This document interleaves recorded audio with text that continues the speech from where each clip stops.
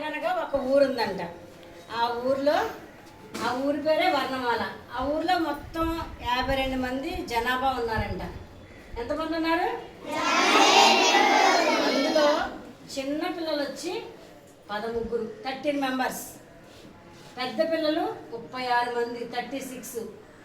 ముగ్గురు ముసలివాళ్ళు ఉన్నారంట ఆ ఊర్లో కదా. మరి విచిత్రంగా ఉంది కదా. అందులో పిల్లలు ఎంతమంది ఉన్నారు? చిన్నపిల్లలు 13 మంది ఉన్నారు. పెద్దవాళ్ళు 36 మంది ఉన్నారు. ముసలివాళ్ళు ముగ్గురే ఉన్నారంట. అంటే అమ్మమ్మలు 2 అమ్మమ్మలు, ఒక తాత, అలా ముగ్గురే ఉన్నారంట. అయితే అందులో పెద్దవాళ్ళు ఎవరంటే, పిల్లలు ఎవరంటే 13 మంది ఎవరంటే ఆ నుండి అవ్వు వరకు ఉన్న అక్షరాలు, ఆ నుండి అవ్వు వరకు ఉన్న అక్షరాలు పిల్లలు అనమాట. వీళ్ళందరూ ఎవరు?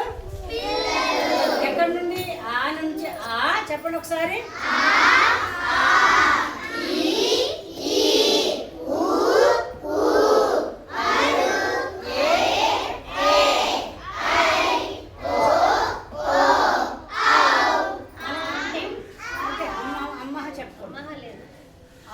అరువు, ఇప్పుడు మనం అరువు అన్నాం కదా. ఇప్పుడు దీన్ని రుత్వం కింద మార్చారు.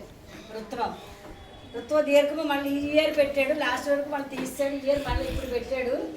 అది ఇంకా ప్రస్తుతానికి అది రాలేదు, ఇంకా చెప్పమని చెప్తున్నాడు. అది కూడా నేర్చుకుందాం మనం. రుత్వం దీర్ఘం అనాలన్నమాట దాన్ని, అరువు అనేదానికి.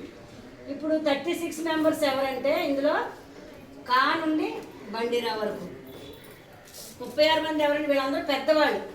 ఆ ఊర్లో ఉన్న వర్ణమాల ఊర్లో ఉన్న పెద్దవాళ్ళు అనమాట వీళ్ళు. కాక గాఘ ఇញచాచ జాజ ఇని టా ఠా డా ఢా నా తా థా దా ధా నా పా ప బా భ మా యా రా లా వా ష ష స హ అళ అక్ష బండిర. ఇవి అచ్చులు, ఇవి హల్లులు. అర్థమైందా? ఇవి చిన్నపిల్లలందరూ అచ్చులు, పెద్దవాళ్ళందరూ కూడా ఏంటి? హల్లులు. తర్వాత ఇంకెవరు మిగిలిపోయారు మనకి? ఎంతమంది మిగిలిపోయారు ముసలి వాళ్ళు? 3 ముసలి వాళ్ళు మిగిలిపోయారు. వాళ్ళు ఎవరంటే 0, 0, వీళ్ళ ముగ్గురిని ఉభయాక్షరాలు అంటారు.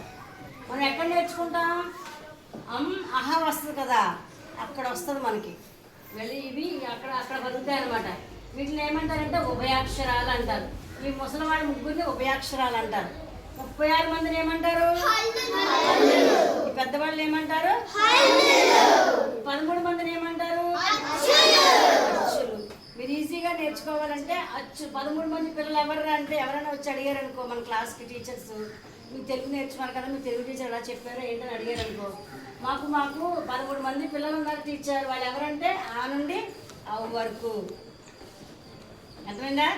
ఆటు అవు. 36 మంది పెద్దవాళ్ళు ఉన్నారు టీచర్ మాకు మా ఊర్లో అని చెప్పాలి. అప్పుడు ఎవరంటే కా నుండి బండి రావాలి. మరి ముగ్గురు ముసలివాడు ఉన్నారు మా ఊర్లో అని చెప్తారు. అప్పుడు ఎవరంటే ఉభయాక్షరాలు 0, 0. బాగుందా స్టోరీ? బాగాలేదా?